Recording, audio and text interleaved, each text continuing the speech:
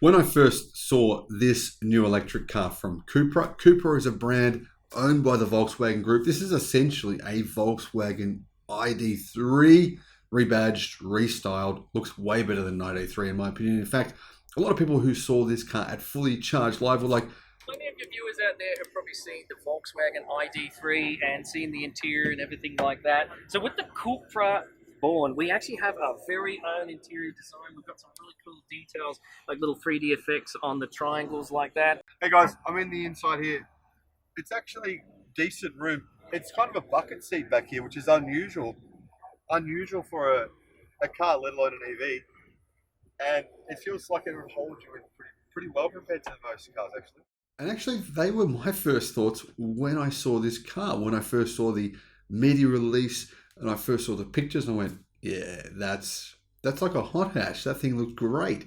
The inside actually has really cool. It's a 4-seater. You can get a 5-seater version, but the 4-seater version has bucket seats in the rear. How often do you see that? I mean, bucket seats in the front. It's really luxurious on the inside, the outside. Not cheap, but it's relatively affordable. What does the price start at? So they're 59,900 plus on road, so that'll be a little bit different state to state. Here, for example, in New South Wales where we are, it's 62,490. Even though it's a different form to a Tesla Model 3, we'll compete with it. It is sort of getting towards that price. But it costs a little bit less than a Tesla Model 3. And you've got to say, well, hey, should I consider that? It's got a long range battery pack. And then I went, hang on a minute. Why is the range so low for the size of the battery? Now, don't get me wrong, the range isn't actually low, but it is low when you consider the big battery pack. This has a 78 kilowatt hour battery in a relatively small car. Now, I spoke to the Cupra manager, or the Cupra marketing manager here in Victoria, in Australia, at Fully Charged Live. Hey guys, I'm here with Dave from Cupra. Cupra's a new brand in Australia, an expert on EVs, on actually even on engineering, and he knows his stuff, unlike a lot of dealerships, unfortunately, who don't really know much about the cars. That's true. And he actually has an engineering background. He was brilliant to talk to. He explained to me why this car's heavy. What's the weight of this? Weight in kilograms, 1,927 kgs for the standard. So she's heavy, like most EVs. Yeah, so that would make it a bit heavier than its own Model 3. What would be the standard reason for that in your view?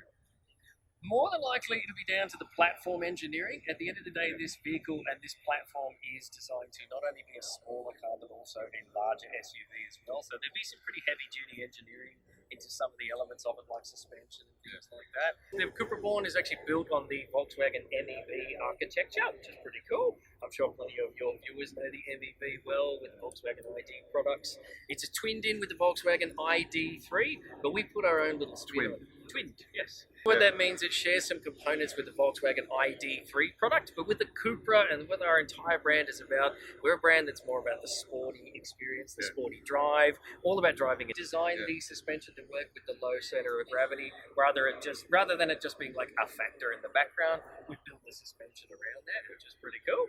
Here in Australia, we offer it in one battery pack and one power level. It's actually the biggest and most powerful in both of those two. I noticed that was a big pack. It's a big battery pack. It is, yeah, 77 kilowatt hours of usable battery, which gives us a real-world range of about 450 Ks, 511 WLTP for those comparing at home. Ultimately, with a Tesla Model 3 comparing to our Cupra Born, you're right on the money. It is actually one of the key competitors for our vehicle. It is a car classification, that kind of thing. In other words, it's not necessarily an SUV. It is tall, it is roomy, and that's where one of the things that we can start talking about with our car. It's quite practical, it's quite usable. Being an EV dedicated platform, we don't have the kind of legacy sort of leftover space from combustion engines, cooling, exhaust pipes, things like that. It managed to maximize the interior and the boot space. Why it's heavier than you would expect, and why, well, you should still consider buying one. Hello, my friends. Welcome to the channel. Check out the interview. Hope you enjoy it. Hey guys, I'm here with Dave from Cupra. Cupra's a new brand in Australia, but they are basically not EV only, but pretty close, not that far from it. And Dave is an expert on EVs, on actually even on engineering, and he knows his stuff, unlike a lot of dealerships, unfortunately, who don't really know much about the cars. That's true. You do actually know a lot about the car, mate, so I'm impressed. colleague called to meet someone who I can clearly see is interested in EVs. You've obviously moved over from BMW. Tell us why you made the move. Well, it was a great opportunity to be part of an exciting new brand here in Australia. So the brand launched in July last year, and from my point of view, I was keen to get on that ground floor. I've come from a background with BMW as a genius. I was a product expert. You talk about cars for 5 years, you want to change something up, no better way to do it than an all-new brand. Pretty exciting. This new EV is already for sale in Australia. You can buy this in Australia. You can buy this in quite a few countries around the world right now. Correct. Yeah. It actually looks really nice. So it's good to have a good product to launch with. It's not a big, ridiculous car that's going to be a hard sell that's been trying to convert from a gas car to an EV. It's actually ground up EV. That's correct, yeah. So the Cupra Born is actually built on the Volkswagen MEV architecture, which is pretty cool. I'm sure plenty of your viewers know the MEV well with Volkswagen ID products. It's twinned in with the Volkswagen ID3, but we put our own little spin on it. Twinned, yes. As in, it shares. I know what it is. I know what you mean. Cool. But Nice. tell them what that means. So basically, what that means, it shares some components with the Volkswagen ID3 product, but with the Cupra and with our entire brand is about. We're a brand that's more about the sporty experience, the sporty drive, all about driving enjoyment. Better handling than the ID3. Yeah, that's generally the idea, and we let the car speak for itself a little bit around that. Some of the ways we do that, we design the suspension to work with the low center of gravity, rather than it just being like a factor in the background. We build the suspension around that, which is pretty cool. Here in Australia, we offer it in one battery pack and one power level. It's actually the biggest and most powerful in both of those two. I noticed that's a big pack. It's a big battery pack. It is, yeah, 77 kilowatt hours of usable battery, which gives us a real-world range of about 450 Ks, 511 WLTP for those comparing at home. So quite a usable range here in Australia. That's why we chose. Oh, you're doing that? You're doing that? Yeah, that's interesting. Because I thought I'd read 511 when you said 450. I'm thinking it wasn't that. Yeah, you're right. Good on you for saying that. It's because that's kind of a level of honesty that not a lot of people are going to do that. Yeah, I mean that's something that we've tried to communicate as a brand. It's actually been in our media the information we put out there in the media too. 450 Ks real world. That's with air conditioning on, people on board, that kind of thing. So, does this car have a heat pump? This particular one does not. No, but maybe potentially in the future. But yeah. So we've got a big battery pack. What about motors? Front wheel drive, rear wheel drive. It's a single motor rear drive. It's 170 kilowatts. So that's. US audience, that's about 250 horsepower, thereabouts. Yeah. 310 Newton meters. Rear wheel drive's cool. Yeah, it is cool. 310 Newton meters. It's got a fair bit of power. Yeah, absolutely. Yeah. And on top of that, the way we place everything gives us a 50-50 weight distribution as well, which is a classic way to improve handling in a car. It's like people used to talk about that with they'd say, oh, I've got a Ferrari or whatever Porsche sports car. We've got 50-50 weight distribution. They never used to say that about normal cars. But now you can do that with EVs. We can actually. Just due to the nature of putting those batteries low and right in the center of the car, it balances all out really nicely. Which is pretty cool. Well done to the engineers over in Barcelona where they designed this thing. Pretty cool. What is the price? What does the price start at? So they're 59,900 plus on road. So that'll be a little bit different state to state. Here, for example, in New South Wales where we are, it's 62,490. So this car will, in my opinion, even though it's a different form to a Tesla Model 3, will compete with it.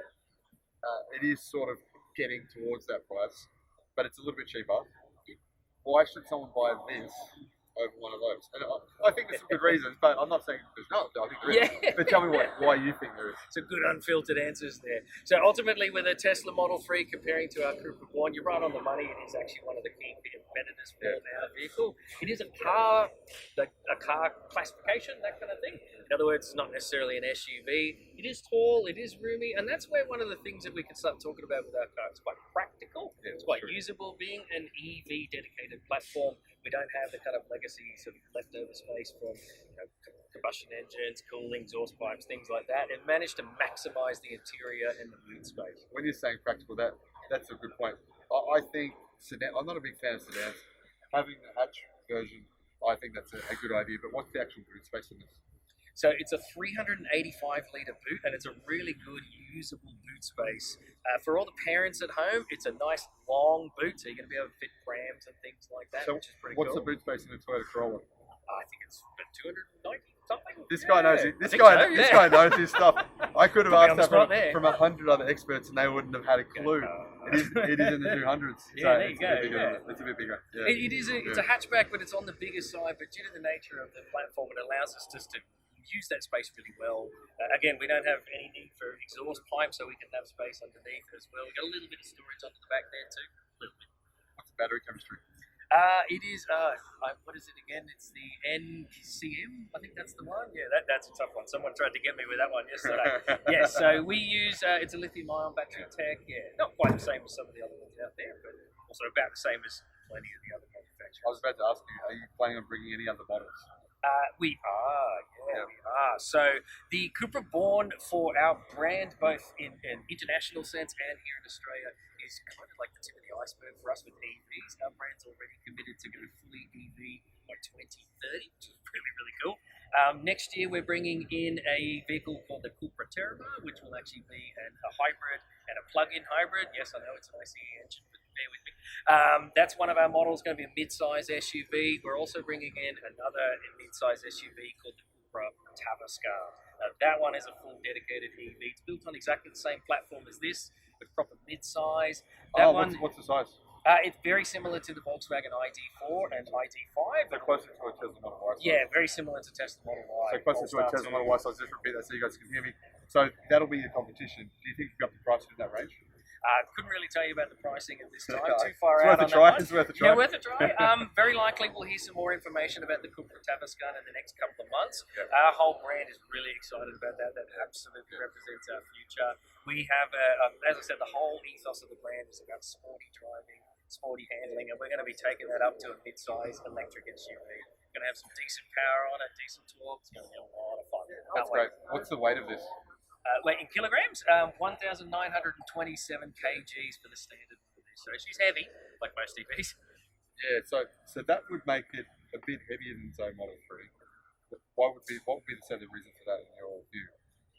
More than likely, it'll be down to the platform engineering. At the end of the day, this vehicle and this platform is designed to not only be a smaller car, but also a larger SUV as well. So there'd be some pretty heavy-duty engineering into some of the elements of it, like suspension and things like that. You explained that really well. Well done. I do have an engineering background, so I can talk the talk. Okay.